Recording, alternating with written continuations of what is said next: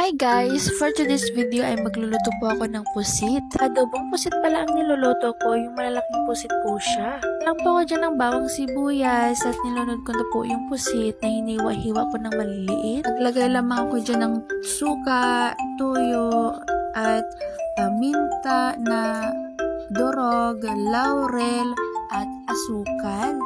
Ganun kasi ako mag-adobo mga beshi ko, nilagyan ko ng asukal para naman matamis-tamis na medyo maalat-alat, ganun.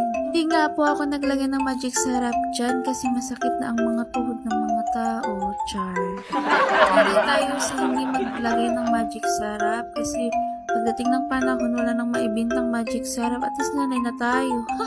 Ang dami ko namang alam sa buhay. Mga kaguluhan ngayon sa mundo, ganun. Parang advance lang tayo mag-isip, diba?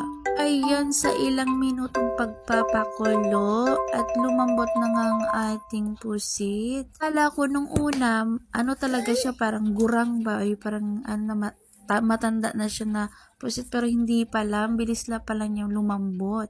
Ikan ko pang na ano yung sabaw. Masarap pati yung sabaw.